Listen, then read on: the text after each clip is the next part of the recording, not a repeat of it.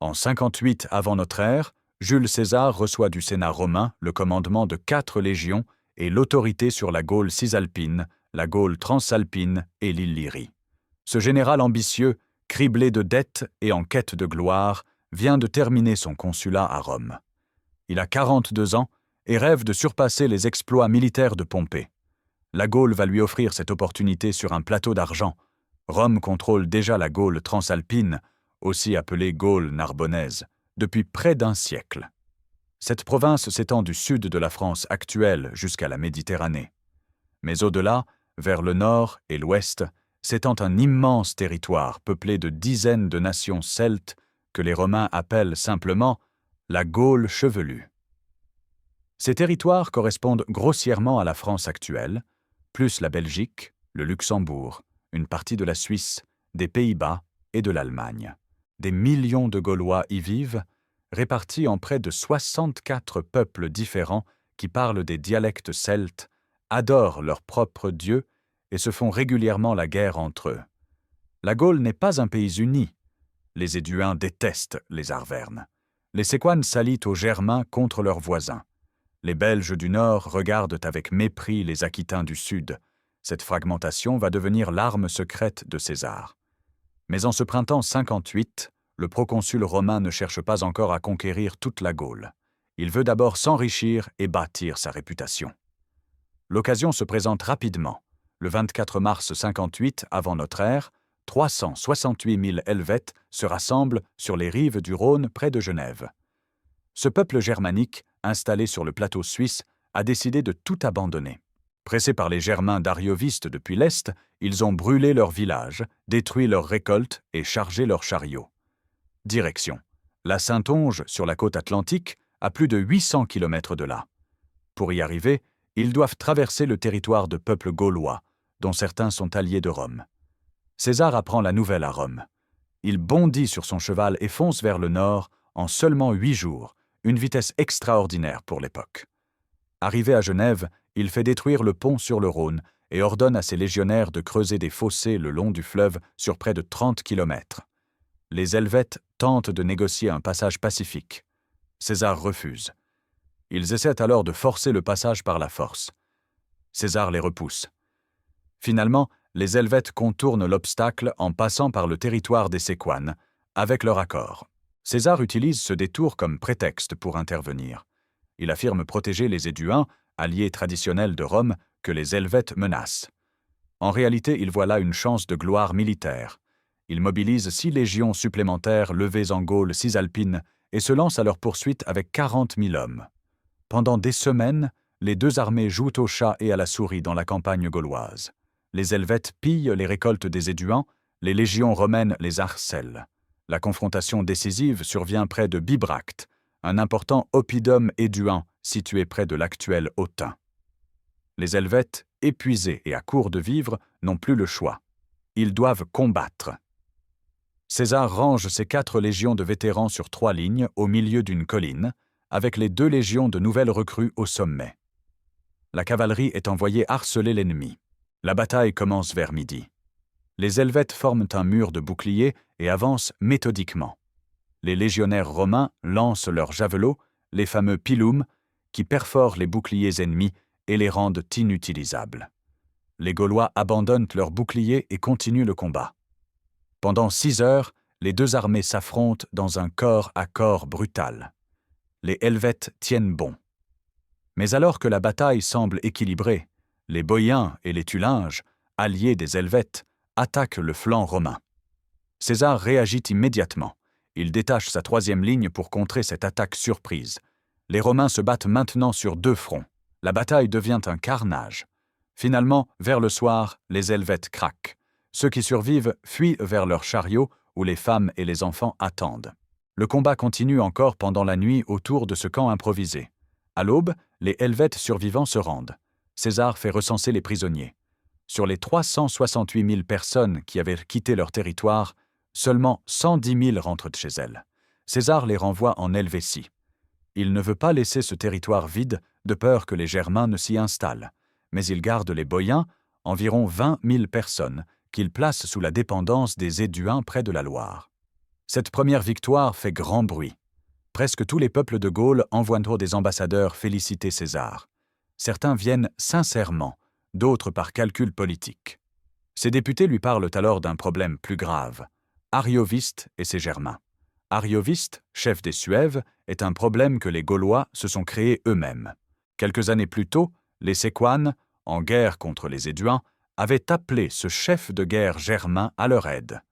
Arioviste a franchi le Rhin avec 15 000 guerriers et remporté une victoire écrasante contre les Éduins à Magetobriga en 61 avant notre ère. Mais au lieu de repartir, il s'est installé. Il a fait venir sa famille, puis des milliers d'autres Germains. Maintenant, 122 000 Germains occupent l'Alsace et la Franche-Comté actuelle. Arioviste exige des otages des nobles gaulois, impose des tribus et menace d'appeler encore plus de Germains. Les Éduins supplient César d'intervenir. Le Sénat romain avait pourtant accordé à Arioviste le titre d'ami du peuple romain pendant le consulat de César lui-même. Mais César ne se soucie guère de ces détails diplomatiques. Il voit une nouvelle occasion de gloire. Il envoie des messagers à Arioviste, demandant une entrevue. Le chef germain refuse d'abord, puis accepte finalement une rencontre dans une plaine neutre, chacun accompagné seulement de sa cavalerie. La rencontre tourne court. Arioviste affirme que les Gaulois l'ont appelé, qu'il a vaincu les Éduins en combat loyal, et que le droit de la guerre lui permet d'en faire ses vassaux. César rétorque que Rome ne peut tolérer cette situation. Les cavaliers germains d'Arioviste menacent la garde romaine. César se retire. Les négociations sont terminées. Arioviste déplace alors son camp, se rapprochant de celui de César. De 35 km, la distance passe à 9, puis à 3. Il tente de couper le ravitaillement des Romains. Pendant plusieurs jours, les deux armées s'observent, se testent, sans engagement majeur. Les légionnaires romains commencent à paniquer. Beaucoup n'ont jamais affronté les Germains, dont la réputation de férocité est terrible. Des rumeurs circulent sur leur taille gigantesque, leur force surhumaine, leur regard perçant. César convoque ses officiers et prononce un discours pour restaurer le moral. Il rappelle que les Helvètes ont souvent vaincu les Germains. Il affirme que les Romains sont supérieurs aux Helvètes, donc les Romains peuvent vaincre les Germains. Ce raisonnement simpliste fonctionne. Il annonce aussi que s'il doit partir seul, il le fera avec la 10e légion seulement. Cette légion, flattée, devient dès lors la favorite de César. Les autres légions, piquées au vif, réclament à leur tour le combat. La bataille se déroule quelques jours plus tard. Arioviste range son armée par tribus. Arudes, Marcoman, Triboc, Vangion, Némètes, Sédusiens et Suèves. Les femmes germaniques se tiennent derrière leurs hommes, les suppliant de ne pas les livrer en esclavage. César dispose ses légions sur 3 lignes, selon la tactique romaine classique. L'assaut germain est d'une violence inouïe. Ils forment un mur de boucliers impénétrable et chargent en courant. Les Romains n'ont même pas le temps de lancer leurs javelots. Le combat se transforme immédiatement en mêlée générale. Les légionnaires se battent à l'épée courte, le gladius, parfaite pour le corps à corps. Sur l'aile gauche romaine, les Germains reculent. Mais à droite, ils enfoncent les lignes. Un jeune officier romain nommé Publius Crassus, fils du triumvir, commande la cavalerie en réserve. Voyant le danger, il envoie la 3e ligne romaine renforcer l'aile droite. L'intervention sauve la bataille. Les Germains commencent à reculer, puis à fuir. La déroute devient massacre. Les Germains courent vers le Rhin, à plusieurs kilomètres de là. La cavalerie romaine les poursuit et les taille en pièces. Beaucoup se noient en tentant de traverser le fleuve. Arioviste réussit à s'échapper de justesse, trouvant une barque au dernier moment. Ses 2 femmes et l'une de ses filles périssent. Rome vient de repousser les Germains au-delà du Rhin. César installe ses légions en quartier d'hiver chez les Séquanes et retourne gérer les affaires de ses provinces. À Rome, les réactions sont mitigées. César a remporté 2 victoires éclatantes en une seule campagne. Mais Caton l'Ancien dénonce au Sénat cette trahison de la parole romaine. Arioviste était officiellement ami de Rome. Caton exige qu'on livre César aux Germains pour compenser cette violation du droit international. Le Sénat ignore Caton. César est trop populaire. L'hiver 58-57 apporte de mauvaises nouvelles. Les Belges, les peuples les plus au nord de la Gaule, se préparent à la guerre. Ces tribus celtes et germaniques, réputées les plus féroces de Gaule, refusent la présence romaine. Les Rèmes, l'une des tribus belges, envoient discrètement des ambassadeurs à César pour l'informer. Ils lui révèlent qu'une coalition de peuples belges rassemble une armée massive.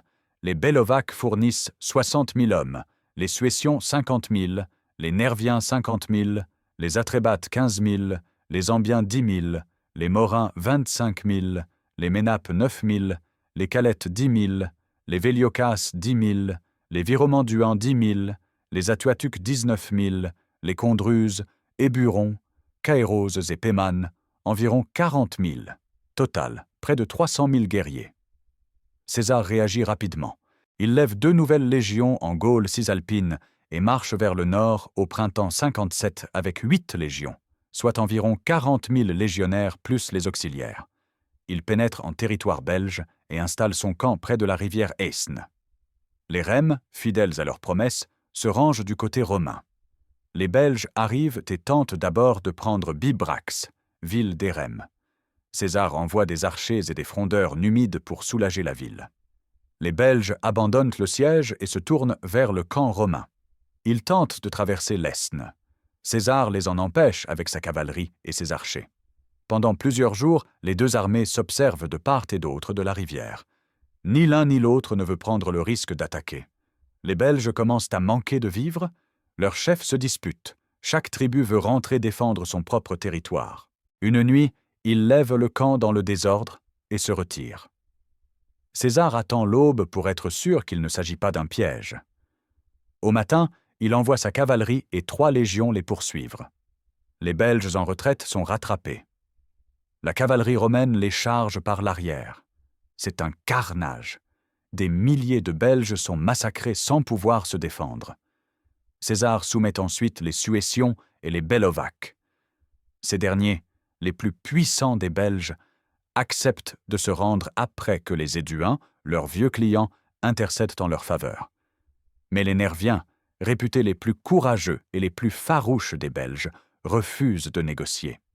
Ils n'ont jamais laissé entrer de marchands dans leur territoire, considérant le vin et les produits de luxe comme des poisons qui amollissent les guerriers. César marche sur leur territoire avec 6 légions et 2 en réserve. Il ne sait pas que les Nerviens, alliés aux Atrébates et aux Viromanduans, l'attendent dans une embuscade près de la rivière Sabis. Les Romains arrivent et commencent à installer leur camp sur une colline au-delà de la rivière. Les légionnaires déposent leurs armes et commencent à creuser des fossés. C'est alors que des milliers de guerriers nerviens surgissent de la forêt de l'autre côté de la rivière. Ils traversent le Sabis en courant et gravissent la pente à une vitesse incroyable. Les Romains n'ont même pas le temps de former les rangs. César lui-même est contraint de s'armer et de combattre au premier rang. Les légionnaires se battent par petits groupes désorganisés. L'aile gauche romaine repousse les Atrébates vers la rivière. Mais au centre et à droite, les Nerviens enfoncent les lignes. 2 légions sont pratiquement encerclées. César saisit un bouclier à un soldat et se précipite en première ligne. Sa présence galvanise les troupes. Les centurions se battent avec acharnement. Titus Labienus, lieutenant de César qui commandait l'aile gauche victorieuse, voit le désastre. Il ramène la 10e légion en renfort. Les 2 légions de réserve, qui escortaient pour les bagages à l'arrière, arrivent enfin. Le rapport de force bascule. Les Nerviens refusent de fuir. Selon César, ils continuent à combattre même lorsque leurs compagnons tombent autour d'eux. Ils grimpent sur les tas de cadavres pour lancer leurs javelots. Presque tous périssent. Sur 60 000 Nerviens, seuls 500 survivent selon César. Ces chiffres sont probablement exagérés, mais la défaite nervienne est écrasante. César manque de perdre toute son armée ce jour-là. Cette bataille près de la Sambre restera l'une des plus dangereuses de toute la guerre des Gaules. Après cette victoire difficile, César poursuit sa conquête de la Belgique. Les Atuatuques se réfugient dans leur forteresse. César fait le siège. Voyant les Romains construire des tours de siège plus hautes que leurs propres fortifications, les Atuatuques se moquent d'abord de ces petits hommes qui prétendent construire de si grandes machines. Mais lorsqu'ils voient les tours s'approcher de leurs murs, ils demandent à se rendre. César accepte et ordonne de rendre les armes. Les Atuatuques livrent une quantité impressionnante d'armes, mais ils en cachent un tiers. Cette nuit-là, ils tentent une sortie surprise. Les Romains les repoussent facilement. Le lendemain, César fait un exemple. Il vend toute la population en esclavage. 53 000 personnes selon ces chiffres. La Belgique est soumise. Le Sénat romain décrète 15 jours d'action de grâce, une durée sans précédent.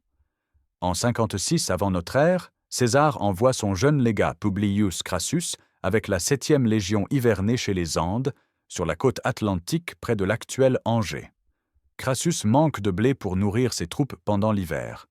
Il envoie des officiers réquisitionner du grain chez les peuples voisins, les Vénètes, les Osismes, les Namnètes, les Ambiliates et autres tribus armoricaines. Ces peuples acceptent et livrent des otages en signe de soumission. Mais pendant l'hiver, les Vénètes changent d'avis. Ce peuple de marins contrôle le commerce maritime entre la Bretagne et le continent. Leurs navires sillonnent l'Atlantique. Ils possèdent des forteresses sur les promontoires rocheux de la côte bretonne actuelle. Les Vénètes arrêtent les officiers romains venus réquisitionner le grain et les gardent prisonniers. Ils envoient des messages aux autres peuples armoricains pour former une coalition contre Rome. César considère cette rébellion comme extrêmement grave. Si les Vénètes s'en tirent impunément, toutes les autres tribus gauloises penseront pouvoir faire de même. Au printemps, il ordonne la construction d'une flotte de guerre sur la Loire. Ses légats attaquent les Vénètes et leurs alliés par terre pendant que la flotte se prépare. Mais les forteresses vénètes posent un problème insoluble. Construites sur des promontoires entourés d'eau à marée haute, elles deviennent inaccessibles 2 fois par jour. Quand les Romains parviennent à s'en approcher à marée basse, les Vénètes évacuent simplement la population par bateau et fuient vers une autre forteresse. Après des semaines de frustration, la flotte romaine est enfin prête. César nomme Decimus Brutus commandant de la flotte et lui ordonne d'affronter les navires vénètes. La bataille navale décisive se déroule dans le golfe du Morbihan, probablement près de l'actuel Quiberon. Les Romains ont de longues galères à rames basses sur l'eau. Les Vénètes possèdent de grands navires à voile à fond plat, conçus pour les forts courants et les marées de l'Atlantique. Leurs coques sont en chêne épais. Les proues hautes rendent inefficaces les javelots romains. Les Vénètes alignent 220 de leurs meilleurs navires. Au début, ils dominent. Leurs navires sont plus solides, plus hauts, mieux adaptés aux vagues atlantiques. Les éperons des galères romaines glissent sur leurs coques de chêne. Les Romains ne peuvent les éperonner ni les aborder. César assiste à la bataille depuis la côte, impuissant. Mais les Romains ont préparé un outil secret, de longues faux montées sur des perches. Les légionnaires utilisent ces faux pour couper les cordages qui retiennent les vergues des voiles vénètes. Sans leurs voiles, les navires ennemis deviennent immobiles. Les galères romaines peuvent alors les aborder. Les légionnaires grimpent à bord et combattent comme sur terre. Chaque navire vénète doit affronter plusieurs galères romaines. Soudain, le vent tombe complètement. C'est un désastre pour les Vénètes. Sans vent, leurs lourds navires à voile ne peuvent plus manœuvrer. Les Romains en profitent pour systématiquement couper les cordages, aborder et capturer navire après navire. La bataille dure de la 4e heure du jour jusqu'au coucher du soleil. Les Vénètes essaient de fuir à la rame, mais leurs navires sont trop lourds. Presque toute leur flotte est capturée ou coulée. Le lendemain, les Vénètes survivants se rendent. César décide de faire un exemple terrible. Il fait exécuter tout le Sénat vénète et vend le reste de la population en esclavage. Ce châtiment brutal vise à décourager toute future rébellion. Pendant ce temps, Publius Crassus soumet l'Aquitaine au sud. La Gaule entière semble désormais sous contrôle romain. En 55 avant notre ère, César décide de franchir le Rhin et de traverser la Manche. Ces 2 expéditions n'ont pas de véritable justification stratégique. César veut simplement impressionner Rome. Personne n'a jamais mené une armée romaine au-delà du Rhin ni en Bretagne. Ces territoires représentent les confins du monde connu. En les atteignant, César se positionne comme un conquérant légendaire. Les Usipètes et les Tenctères, 2 tribus germaniques, ont franchi le Rhin et s'installent en Gaule. Ils fuient la pression des Suèves. César décide d'intervenir. Il convoque leurs chefs pour négocier. Pendant les négociations, une escarmouche éclate entre la cavalerie romaine et germanique. César utilise ce prétexte pour dénoncer la perfidie germanique. Il fait arrêter les chefs venus négocier et lance immédiatement une attaque contre le camp germain sans défense. Les légionnaires massacrent hommes, femmes et enfants surpris sans leur leader. Ceux qui survivent tentent de fuir vers le confluent du Rhin et de la Meuse. La plupart se noient. César affirme que 430 000 Germains ont été tués. Ce chiffre est absurde, probablement 10 fois supérieur à la réalité. Caton dénonce ce massacre au Sénat. Il exige qu'on livre César aux Germains pour expier ce crime de guerre. Mais César est maintenant trop puissant. Le Sénat ignore Caton. Pour démontrer sa domination, César ordonne la construction d'un pont sur le Rhin. Ses ingénieurs militaires construisent un pont de bois de 400 mètres de long en seulement 10 jours. Les légions traversent en armes. Les tribus germaniques fuient à l'approche des Romains. César reste 18 jours en territoire germanique, brûle quelques villages, puis revient en Gaule et détruit le pont. L'expédition n'a aucun résultat concret. Mais à Rome, l'effet est spectaculaire. César a franchi le Rhin, frontière mythique entre le monde civilisé et la barbarie. Fin août, César rassemble 80 navires de transport et 18 galères de guerre pour transporter 2 légions en Bretagne. Les tribus bretonnes ont aidé les Gaulois pendant la guerre. César veut les punir et explorer cette île mystérieuse. La flotte appareille de Boulogne tard dans la nuit. À l'aube, les Romains aperçoivent les falaises blanches de Douvres. Des milliers de guerriers bretons attendent sur les hauteurs, prêts à repousser tout débarquement. César longe la côte et trouve une plage plus favorable près de Dyle. Mais même là, les Bretons se massent au bord de l'eau. Les légionnaires hésitent à sauter des navires dans l'eau profonde en armure complète. Le porte-étendard de la 10e Légion saute le premier en criant « Sautez, soldats, à moins que vous ne vouliez livrer l'aigle aux ennemis !» Les autres suivent. Un combat brutal s'engage dans les vagues. Les Romains parviennent finalement à prendre pied, mais la flotte est endommagée par une tempête. Les navires de cavalerie n'arrivent jamais. César se retrouve coincé sur la plage avec 2 légions sans cavalerie et peu de provisions. Les Bretons attaquent les légionnaires partis récolter du blé. César doit intervenir personnellement pour les sauver. Après quelques escarmouches, les chefs bretons envoient des otages et demandent la paix. César accepte avec soulagement et retourne en Gaule avant que l'automne rende la Manche impraticable. Cette première expédition bretonne est presque un désastre, mais César la présente comme un triomphe à Rome. L'année suivante, en 54, il revient avec 5 légions et 2000 cavaliers sur 800 navires. Cette fois, les Bretons évitent le combat direct.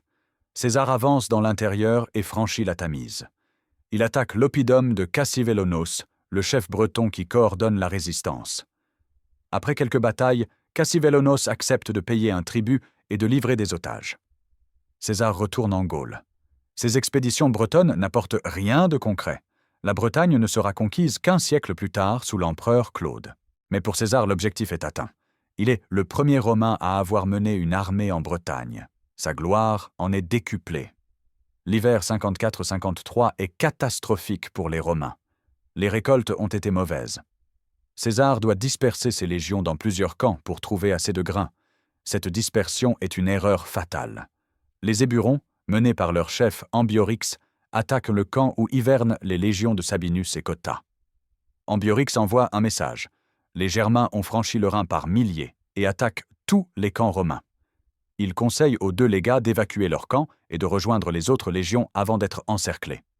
Sabinus veut partir. Cotta refuse. Les 2 légats se disputent pendant des heures devant leurs officiers. Finalement, Sabinus impose sa décision. À l'aube, les légions quittent le camp en colonne. Les Éburons les attendent embusqués dans un vallon. Dès que les Romains s'engagent dans le défilé, des milliers de Gaulois surgissent des bois et les attaquent de tous côtés. Les légionnaires tentent de former un cercle défensif, mais la panique se répand. Le combat dure toute la journée. Les Romains tiennent bon jusqu'au soir, puis commencent à céder. Sabinus demande à parlementer. Ambiorix accepte. Mais dès que Sabinus et ses officiers sortent de la formation pour négocier, ils sont massacrés. Cotta est déjà blessé. La résistance romaine s'effondre. Les légionnaires sont taillés en pièces. Une légion et demie, environ 8000 hommes, sont anéantis. Seuls quelques soldats réussissent à fuir et à rejoindre le camp de Quintus Cicéron. Enhardi par ce succès, une coalition belge attaque immédiatement le camp de Cicéron. Le frère du célèbre orateur commande une légion. Pendant des jours, les Gaulois assiègent le camp. Ils utilisent des techniques de siège apprises des Romains. Ils construisent des tours mobiles, creusent des tunnels sous les fortifications, lancent des torches enflammées. Cicéron refuse de se rendre. Ses légionnaires, affamés et épuisés, repoussent assaut après assaut. Un soldat gaulois prisonnier accepte de porter un message à César. Le message est écrit en grec pour que les Gaulois ne puissent pas le lire. Le messager attache la lettre à un javelot et la lance dans le camp de Cicéron. Personne ne la remarque pendant 3 jours. Enfin, un légionnaire découvre le javelot. Cicéron lit le message. César arrive avec 2 légions. César marche jour et nuit avec 7000 hommes. Les Gaulois abandonnent le siège de Cicéron et marchent à sa rencontre. César, en infériorité numérique, installe son camp sur une position faible pour appâter les Gaulois. Ces derniers attaquent avec confiance. Au moment critique, César fait sortir toutes ses troupes simultanément de toutes les portes du camp. Les Gaulois, surpris, sont écrasés. César libère Cicéron. Sur une légion de 5000 hommes, seuls 10 n'ont pas été blessés. Cette année-là, César perd une légion et demie et manque de perdre 2 autres. La Gaule n'est pas pacifiée. Pire, les tribus commencent à comprendre que les Romains peuvent être vaincus. Ambiorix s'échappe et reste libre. César jure de le capturer, mais n'y parviendra jamais. L'hiver 53 à 52 marque un tournant. César est retenu en Italie par des troubles politiques. Son triumvirat avec Pompée et Crassus s'effondre. Crassus meurt en partie, Pompée se rapproche du Sénat. César risque d'être rappelé et poursuivi pour ses crimes de guerre. Il ne peut pas quitter l'Italie. Les Gaulois comprennent que c'est le moment d'agir. Les Carnutes frappent les premiers. Le 13 février 52, ils massacrent les commerçants romains installés à Sénaboum, l'actuel Orléans. Parmi les victimes figure Caius Fufius Cita, un chevalier romain chargé du ravitaillement des légions. La nouvelle se répand dans toute la Gaule en quelques heures grâce aux cris transmis de village en village. Le même jour, un jeune noble arverne apprend la nouvelle. Il s'appelle Vercingétorix. Son père, Celtios, avait tenté de devenir roi des Arvernes, mais a été exécuté pour tyrannie. Vercingétorix a environ 30 ans. Il a passé du temps comme otage auprès de César et connaît les méthodes romaines. Il rallie les guerriers de son clan et s'empare de Gergovie, la capitale arverne. Son oncle Gobanitio, qui gouverne la cité, tente de l'arrêter. Vercingétorix chasse son oncle et ses partisans. Les Arvernes proclament Vercingétorix roi. C'est une rupture majeure. Depuis plus d'1 siècle, les Arvernes n'ont plus de roi. Mais la situation exige un chef unique avec l'autorité absolue. Vercingétorix envoie des ambassadeurs dans toute la Gaule. Les Sénons, les Parisi, les Pictons, les Cadurques, les Turons, les Aulerques, les Lémovis, les Andes et tous les peuples de la côte atlantique rejoignent la révolte. Par acclamation, les chefs gaulois nomment Vercingétorix commandant suprême. Vercingétorix applique une discipline féroce. Les déserteurs ont les oreilles coupées ou un œil crevé avant d'être renvoyés chez eux comme exemple. Les traîtres sont brûlés vifs. Il exige des troupes de chaque tribu et des otages pour garantir leur loyauté. Il rassemble une armée de plusieurs dizaines de milliers d'hommes et surtout 15 000 cavaliers, la force de frappe gauloise. César apprend la révolte en Italie. Il doit agir vite. Il traverse les Cévennes enneigées en plein hiver avec quelques troupes de cavalerie, une prouesse que personne n'attend. Il surgit en territoire arverne et ravage la campagne pour attirer Vercingétorix. Le chef gaulois tombe dans le piège et revient défendre son territoire. César en profite pour filer vers le nord, rejoindre ses légions qui hivernent dans le nord-est. Vercingétorix assiège Gorgobina, oppidum des Boiens, client des Éduans et allié de Rome. César doit le secourir, mais Vercingétorix a compris la faiblesse romaine, le ravitaillement. Les légions dépendent du grain gaulois. Si les Gaulois appliquent la tactique de la terre brûlée, les Romains mourront de faim. Vercingétorix ordonne à tous les villages et toutes les fermes, sur le passage de César, de brûler leurs provisions et leurs maisons. Les Gaulois acceptent ce sacrifice terrible. César marche sur Avaricum, l'actuelle Bourges, capitale des Bituriges et l'une des plus belles villes de Gaule. Vercingétorix ordonne de brûler Avaricum, mais les Bituriges supplient de sauver leur magnifique cité. Vercingétorix cède contre son jugement. César assiège la ville. Vercingétorix installe son camp à 25 km et harcèle les Romains. Pendant 27 jours, les légionnaires construisent une rampe de terre et de bois haute de 25 mètres et large de 100 mètres pour atteindre le sommet des murailles. Les Gaulois creusent des tunnels pour saper les fondations de la rampe. Ils construisent des tours sur leurs remparts pour dominer les tours romaines. La pluie incessante ralentit les travaux romains. Les provisions manquent. César propose d'abandonner le siège si les légionnaires le demandent. Ils refusent, déclarant qu'ils n'abandonneront pas sans avoir pris la ville.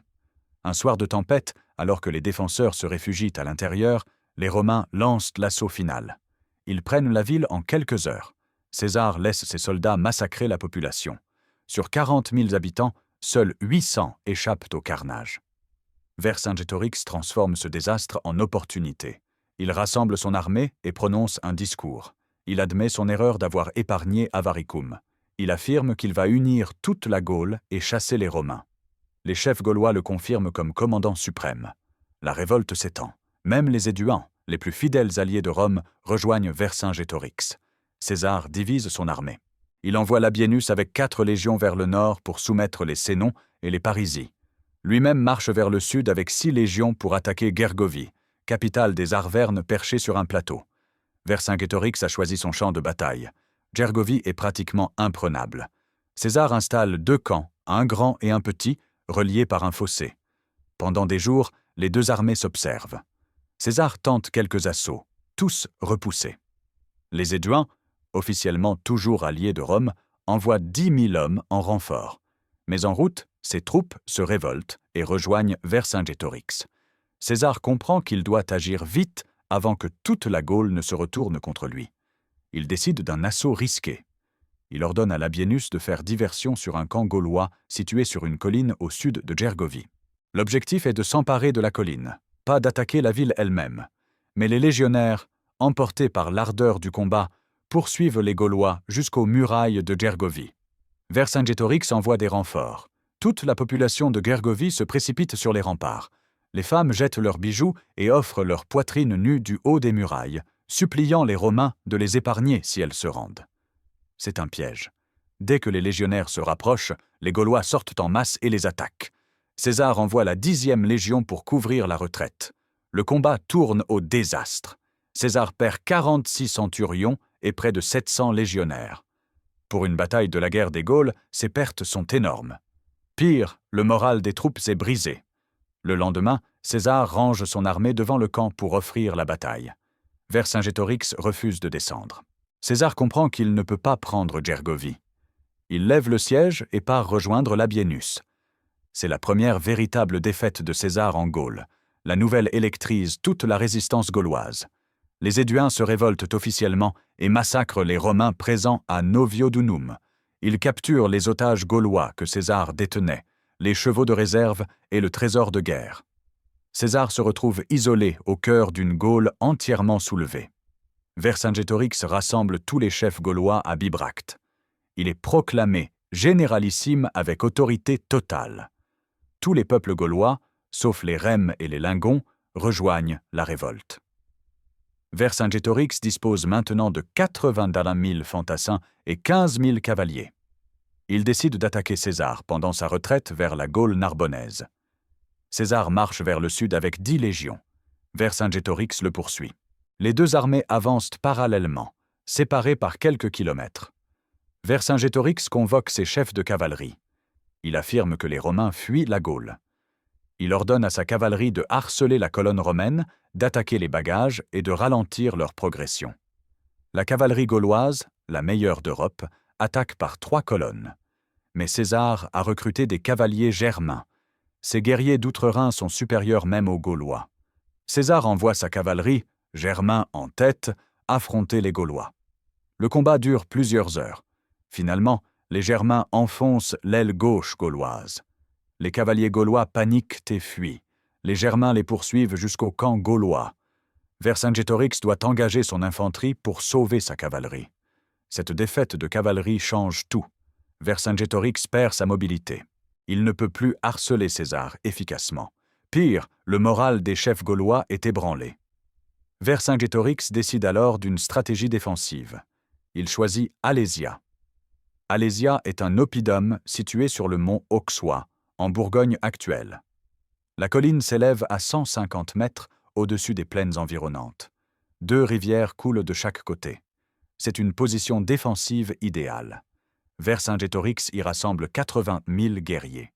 Il renvoie sa cavalerie appeler tous les peuples gaulois à la rescousse et demande à chaque tribu d'envoyer des troupes pour secourir Alésia.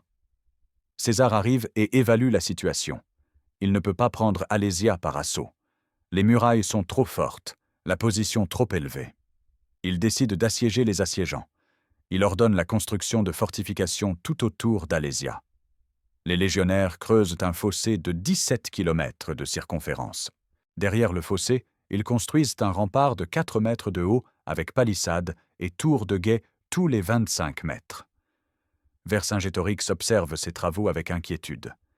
Il comprend le plan de César. Avant que les fortifications soient terminées, il envoie toute sa cavalerie s'échapper. Ces 15 000 cavaliers doivent chevaucher vers leurs tribus respectives et ramener une armée de secours. Après leur départ, il reste 80 000 guerriers dans Alésia, plus la population civile.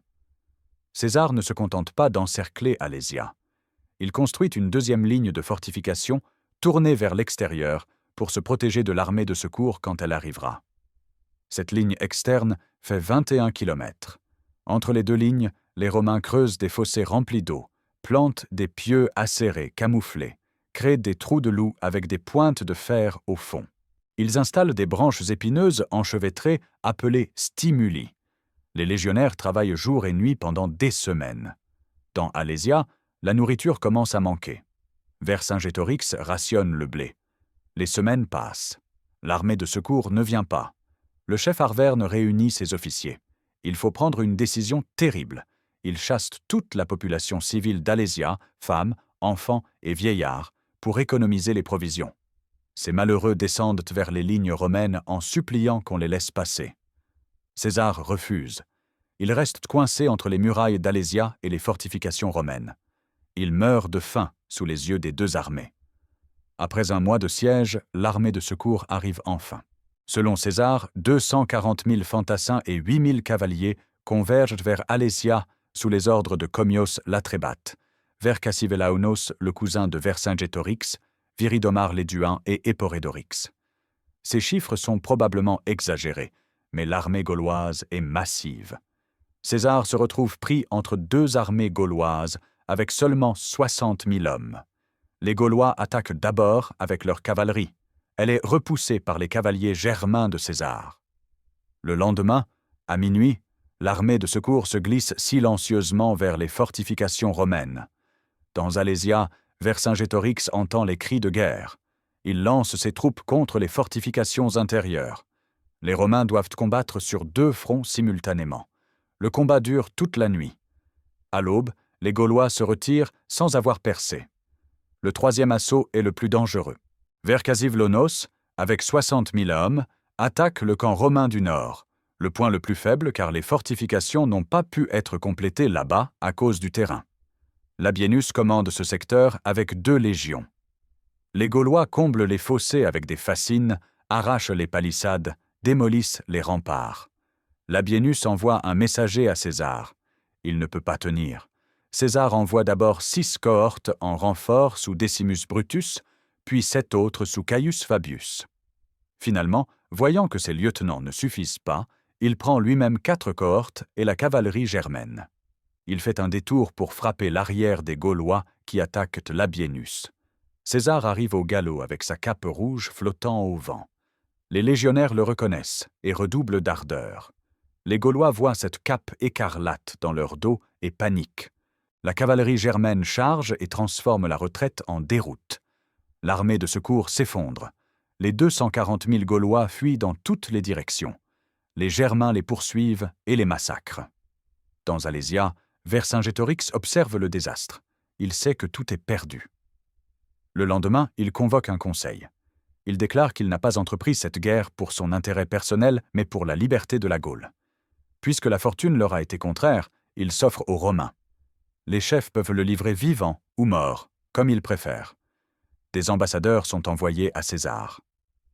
Le lendemain, Vercingétorix revêt son armure la plus belle, monte son plus beau cheval, et sort seul d'Alésia. Il chevauche vers le camp romain. César est assis sur une estrade. Vercingétorix fait galoper son cheval autour de César, puis s'arrête, met pied à terre, retire son armure et ses armes et s'assoit en silence aux pieds du proconsul romain. Selon certaines sources, il n'échange pas un mot. César le fait enchaîner. Les 80 000 guerriers d'Alésia se rendent. César distribue un prisonnier gaulois à chaque légionnaire comme butin. Seuls les Arvernes et les Éduans sont épargnés et renvoyés chez eux pour acheter la soumission de leur tribu. Vercingétorix est envoyé à Rome chargé de chaînes. Il restera 6 ans en prison avant d'être étranglé lors du triomphe de César en 46. Alésia brise la résistance gauloise, mais ne l'éteint pas complètement. L'hiver 52 à 51, les Bituriges se révoltent. César assiège Avaricum une seconde fois. Les Carnutes attaquent les Romains.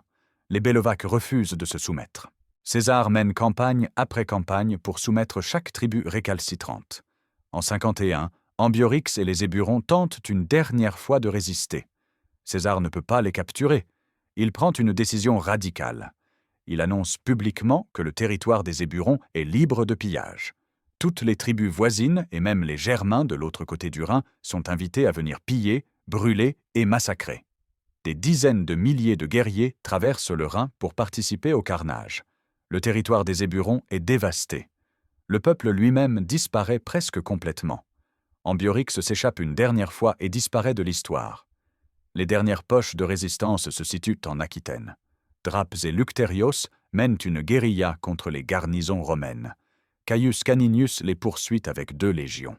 Ils se réfugient dans l'oppidum d'Uxellodunum, perché sur un éperon rocheux au-dessus de la Dordogne. Caninius assiège la place.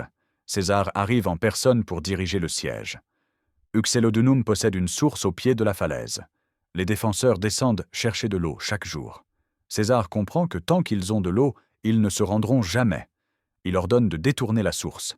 Les légionnaires creusent des tunnels, construisent des galeries souterraines et parviennent à couper l'alimentation en eau. Quand les défenseurs voient la source se tarir, ils pensent que les dieux les ont abandonnés. Ils se rendent. César veut faire un exemple final. Il épargne les défenseurs, mais ordonne de couper les mains de tous ceux qui ont porté les armes. Des centaines de Gaulois sont mutilés. Ces hommes aux mains coupées sont renvoyés dans leur tribu comme avertissement vivant. La Gaule est définitivement soumise. En 50 avant notre ère, César quitte la Gaule. Il a passé 9 ans à conquérir un territoire de 500 000 km². 1 million de Gaulois sont morts selon Pline l'Ancien. Un autre million a été réduit en esclavage. Des villages entiers ont disparu. Des tribus entières ont été exterminées. Mais la Gaule est désormais romaine. César laisse des garnisons dans tout le pays. Les légions surveillent les oppidums. Les vétérans reçoivent des terres et s'installent. Les marchands romains s'implantent dans les villes. L'administration romaine remplace les structures tribales. Les jeunes nobles gaulois sont envoyés à Rome pour leur éducation. Ils reviennent romanisés, parlant latin, portant la toge, adoptant les mœurs romaines. Les tribus gauloises perdent leur indépendance mais gagnent la citoyenneté romaine par étapes. Les Éduins reçoivent le droit latin en premier, récompense de leur soutien tardif mais crucial. Les autres tribus suivent progressivement. En 212, l'édit de Caracalla accordera la citoyenneté romaine à tous les habitants libres de l'Empire, y compris les Gaulois. La langue gauloise recule face au latin. Dans les villes, on ne parle plus que latin après une génération. Dans les campagnes, le gaulois survit quelques siècles avant de disparaître complètement. Seuls quelques mots passent dans le latin vulgaire qui deviendra le français. Les dieux gaulois fusionnent avec les dieux romains. Toutatis devient Mars, Taranis devient Jupiter. Les druides, derniers gardiens de la culture celtique, sont interdits par les empereurs. Les Romains construisent des routes à travers la Gaule. La Via Agrippa relie Lyon à Boulogne, à Saintes et à Narbonne. Des milliers de kilomètres de routes pavées sillonnent le territoire. Les villes gauloises s'équipent d'aqueducs, de forums, de thermes, d'amphithéâtres. Lugdunum, Lyon, devient la capitale des Trois Gaules et l'une des plus grandes villes de l'Empire occidental. Burdigala, Bordeaux, prospère grâce au commerce du vin. Lutèce, Paris, se développe sur son île de la Seine. Les Gaulois deviennent d'excellents soldats romains. Les légions recrutent massivement en Gaule. Les auxiliaires gaulois servent dans tout l'Empire. Certains atteignent les plus hauts rangs. Au IIe siècle, l'empereur Antonin le Pieux est descendant de colons romains installés en Gaule. La Gaule fournit des sénateurs, des généraux, des administrateurs. L'économie gauloise se transforme. Les Romains introduisent la viticulture à grande échelle. Les vins gaulois concurrencent bientôt les vins italiens. La métallurgie gauloise, déjà réputée, se développe encore. Les forgerons gaulois fabriquent les meilleures épées de l'Empire. L'agriculture se modernise avec les techniques romaines. Les grandes villas remplacent les fermes gauloises. L'esclavage devient la base de l'économie rurale. La paix romaine, la Pax Romana, apporte 3 siècles de prospérité relative. Les guerres tribales cessent. Le commerce s'étend de la Méditerranée à la mer du Nord. Les villes grossissent, la population augmente, mais se calme à un prix. Les Gaulois ont perdu leur liberté, leur langue, leur culture, leur identité. La guerre des Gaules change le destin de l'Europe. Sans César, la Gaule serait peut-être restée un ensemble de tribus celtiques en guerre perpétuelle. Les Germains auraient pu franchir le Rhin et s'installer en masse. L'histoire de l'Europe occidentale aurait été complètement différente. Mais César ne conquiert pas la Gaule pour des raisons stratégiques ou civilisatrices. Il la conquiert pour sa propre gloire et sa propre fortune. Les millions de morts, les villages brûlés, les massacres, les ventes en esclavage sont des effets secondaires de son ambition personnelle. La guerre des Gaules est avant tout une guerre de conquête menée par un général qui a besoin de gloire militaire pour s'imposer à Rome. Et cette stratégie fonctionne. En 49 avant notre ère, César franchit le Rubicon avec ses légions. La guerre civile éclate entre César et Pompée. Les légions gauloises, endurcies par 9 ans de combats brutaux, écrasent les forces pompéiennes. La 10e Légion, qui a combattu depuis le premier jour contre les Helvètes jusqu'au dernier siège d'Uxellodunum, forme le noyau dur de l'armée césarienne. En 46, César célèbre 4 triomphes à Rome. Le 4e est consacré à la Gaule. Vercingétorix est sorti de sa prison après 6 ans de captivité. Chargé de chaînes, amaigri mais digne, il est exhibé dans les rues de Rome devant la foule. Après le défilé, selon la tradition romaine, il est étranglé dans les cachots du Tullianum. Le héros de la résistance gauloise meurt seul dans le noir, loin de son pays. 2 ans plus tard, César est assassiné par Brutus et Cassius aux ides de mars 44. Mais son œuvre survit. La Gaule reste romaine. Son neveu Octave, le futur Auguste, hérite de son empire et fonde le Principat. La Gaule devient l'une des provinces les plus riches et les plus romanisées de l'Empire.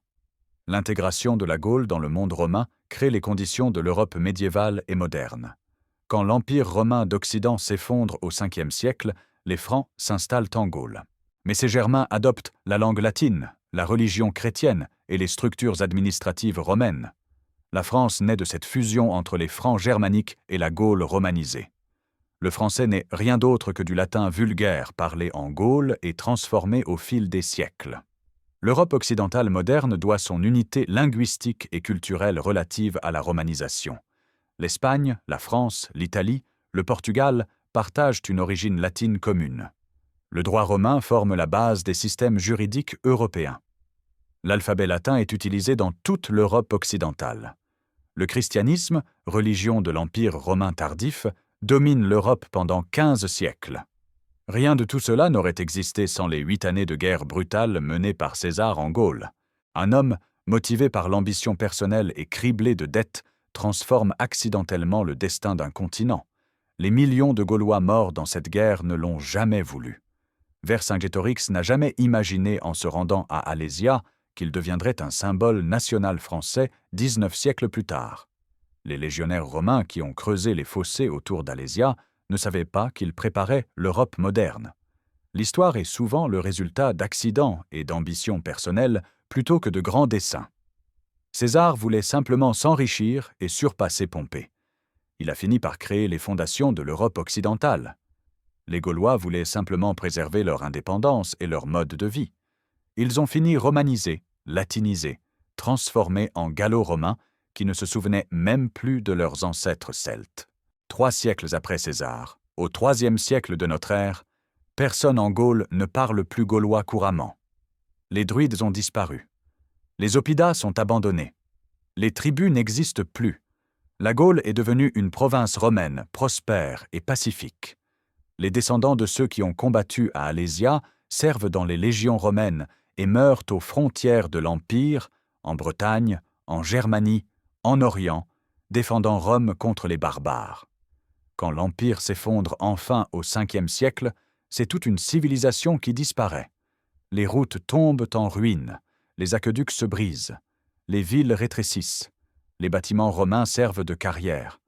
Le latin écrit survit grâce à l'Église, mais le latin parlé se fragmente en dizaines de dialectes qui deviendront les langues romanes.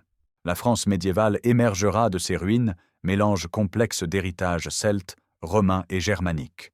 Mais le moment décisif, celui qui rend tout le reste possible, reste ces 9 années entre 58 et 50 avant notre ère.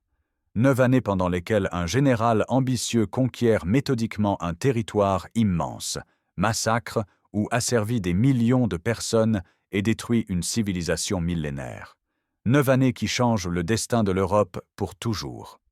La guerre des Gaules n'est pas seulement l'histoire d'une conquête militaire. C'est le moment où l'Europe occidentale bascule du monde celtique vers le monde latin, de la fragmentation tribale vers l'unité impériale, de la préhistoire vers l'histoire écrite.